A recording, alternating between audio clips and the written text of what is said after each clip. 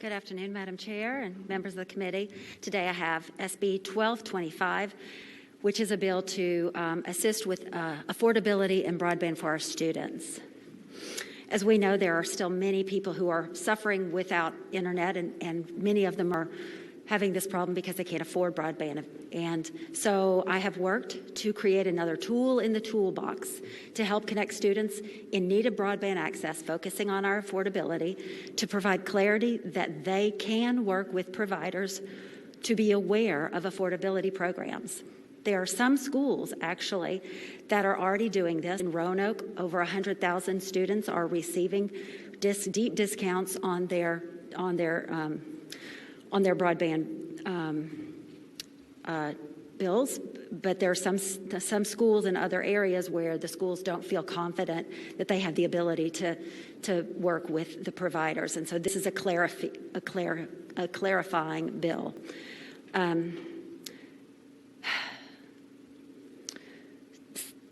This is going to be encouraging a partnership between local school boards and broadband service providers.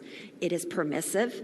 The bill seeks to clarify and affirm that a local school board's ability to partner with a private broadband provider to promote broadband affordability programs with students and families is okay to do.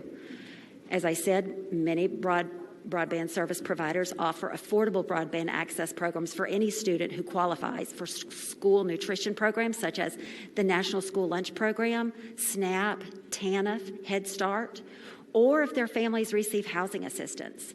We know that more than 215,000 Virginia families are taking advantage of these programs today, but there are actually nearly 600,000 students who qualify for these nutritional programs. So we know that not everybody is understanding that this is an option for them. This bill clarifies that a broadband service may also reimburse a school or a school system for any cost incurred, such as a mailing. I've received some correspondence asking if the bill should include municipal providers. I'd like to give some clarity here. Public providers already possess the ability to work collaboratively with the schools without needing any enabling legislation. This bill is simply making it clear that private providers also have that ability to work with their localities if they wish to partner together to provide a more affordable internet for those qualifying students. And I ask that you pass the bill and send it to the full committee. Thank you, Senator. Are there any questions from committee members? Madam Chairman, I have a question. Yes, Senator. You may have answered it, and I just didn't fully understand. So this is a question from one of my districts, and specifically, they were saying something about having more ability to partner with other, expansion of identified partners. They were interested in partnering with other government agencies, a nearby college or university, instead of it just being the private broadband service provider. So did you just answer that question when you said they already had the ability to partner with another government agency, a college, or a university? They already have that. Madam Chair, that's my understanding. We could always, if there is a question, we could ask our counsel here just to clarify that. And I would say, I think it's a great idea. I like even the idea of them being able to partner with all of them. And my only thought would be, if it's not already permissible, as we go into the full committee, if you're possibly interested, I'd love to make sure they could do anything just to get more broadband. Exactly. Thank you, Madam Chair. Of course, we are hoping to expand access so that everybody can afford to have internet access for our students and families.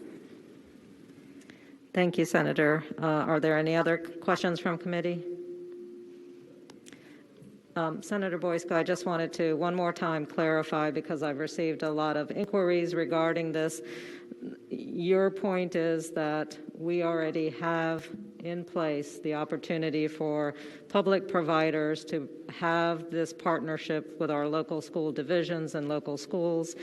This enabling legislation now is opening the door for private broadband providers to engage in partnerships. Am I correct in that understanding? Madam Chair, yes, you are. So we have, Under the code 15.2-5431.10, the same numbers, 0.12 and 0.35, all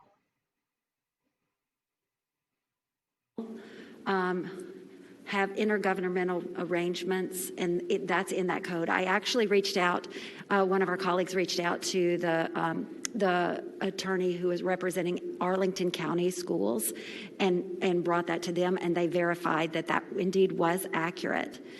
If our council has a different opinion, I certainly would be open to hearing that, because again, we want affordability for our students. And I will also say that we haven't had any requests from local governments or any concerns about their ability to enter into agreements for providing publicity or donations to their own local government authorities. But there has been that concern and comfort level with the private sector broadband services. And as I said, you know, Roanoke City Public Schools has been working with Cox Communications, and there are others around. I know that there's a broadband provider working with the Richmond City Schools. I know that they're working in Loudoun County and Fairfax County as well. But there are some localities, as I mentioned earlier, who still don't have that comfort. And so this is just making sure that it would be, you know, the General Assembly is agreeing, yes, let's do what we can. Let's have another tool in the toolbox so that we can assist our students for a more affordable access. And I will also mention that our Senator Monty Mason will have a budget amendment that will also assist on affordability as well, kind of in concert. We're working together. Thank you, Senator, for that clarification. I know that we have folks who wish to make comment both for in support of this bill, and also I imagine we have some individuals who will want to comment in opposition. I'm going to ask each side to refrain, to keep comments limited to 10 minutes total. So if you are speaking, please be cognizant that others are waiting to speak, and there is 10 minutes total for and 10 minutes total against or in opposition to this bill. So do we have someone who is ready to speak in support of this legislation? If you are in support of the bill, please raise your hand. Mr. Shane Riddle, are you in support of the bill? Yes, ma'am. Good afternoon, Madam Chair. The Virginia Education Association, this is Shane Riddle with the Virginia Education Association. The Virginia Education Association has taken a position to support Senate Bill 1225. Thank you for the opportunity to speak. Thank you.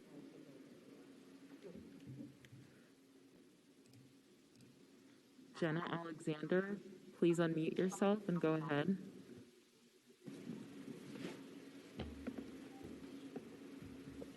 Okay, next speaker.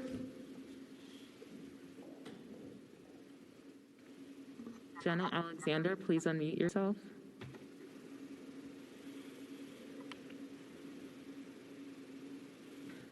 Heidi Cook, please go ahead. Hi, good afternoon, Madam Chair and committee members. Heidi Cook on behalf of the VCTA Broadband Association. We are in full support of the Senator's legislation, and we thank her for carrying the bill. This bill will, as the Senator said, help clarify and affirm that our members that have these affordable broadband programs can help get these tools into the hands of students that most need them. We're talking about our most vulnerable population here, and these affordable programs will help them get connected, especially during this vital time. So we would encourage you all to support the bill, and thank you for your consideration. Happy to answer any questions if you have any, and we do have a couple of our members on the line in support today as well. Thank you. Thank you very much. Our next speaker in support. Hi, I'm sorry. This is Jenna Alexander. I wasn't able to unmute earlier. I'm speaking today on behalf of Virginia PTA and our 175,000 members. We know that as recently as last year, we had entire school buildings with mediocre access. And as we shifted to distance learning, we found thousands of students and teachers instantly left behind, sitting in parking lots, on the sides of roads, in gyms, and in cafeterias. And as a result, our school boards began rapidly collecting data on who did and did not have connectivity issues. We know that this is not a rural issue. It in fact affects both rural and urban students alike. And a recent Shove report showed that 40% of students living in or around Virginia cities didn't have access to broadband. We know that this is a critical pathway providing instruction right now and preparing our children for the future. We ask that you support SB 1225. Thank you. Thank you very much. Kevin McNulty, please go ahead. Thank you, Madam Chair and members of the committee, and thank you, Senator Boysko, for bringing this piece of legislation forward. As the Senator mentioned in her comments, we have been able to enter into a few agreements with some jurisdictions throughout our footprint in the Commonwealth, one of which we were able to, in a very short amount of time, get over 1,000 families who couldn't afford broadband. We were able to get them connected very quickly, so it's been very successful. But there are some missed opportunities because there are some school divisions that are uncertain as to whether or not this is permissible. So this legislation would be a big step forward in helping get additional families connected. As we all know, this is a time right now where you need a broadband connection. So as the private sector is part of the solution, we would really like you to support this legislation. Thank you. Thank you very much. Next speaker. Terry Ellis, please go ahead. Hi, good afternoon, Madam Chair, members of the committee.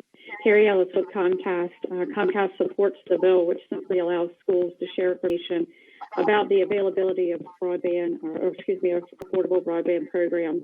And Comcast alone offers these materials in over 16 different languages. Thank you. Thank you very much. Next speaker. All those in favor of the bill have spoken, Madam Chair. Okay, we can now move to those who are in opposition. You two will have 10 minutes to speak. If you're opposed to the bill, please raise your hand.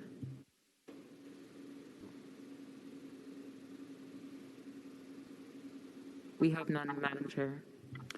Okay, so Senator Boysko, you can wrap up in closing remarks on your bill. Madam Chair, thank you so much for the consideration. We know that there are students who cannot afford this. This is going to be another tool in the toolbox to help us working with the localities as well as the business community to try to reach those students. And I hope that it is the pleasure of the body to report it to the full committee. Thank you for your consideration. Madam Chair, just one question. Senator Donovan. If it's not in conflict with other parts in the code, and since there is so much confusion with school divisions, if it's not a negative in any way to your bill and you think putting in that language for those other issues we've all gotten email on may help the school divisions look at all their options, but thank you so much. Thank you, Madam Chair. Senator Donovan, thank you. Okay, we have the bill before us. What's our recommendation? It's been moved and seconded that the bill be recommended for reporting to the full committee. All in favor, please say aye. I'm sorry. Oh, it's a roll call. Okay. Senator Howell. Aye. Senator Locke. Aye. Senator Donovan. Senator Donovan, how does Senator Peake vote? Senator Locke, how does Senator Hashmi vote? Aye. 5 ayes, 0 nays. Thank you. Thank you so much. Appreciate your time. Okay.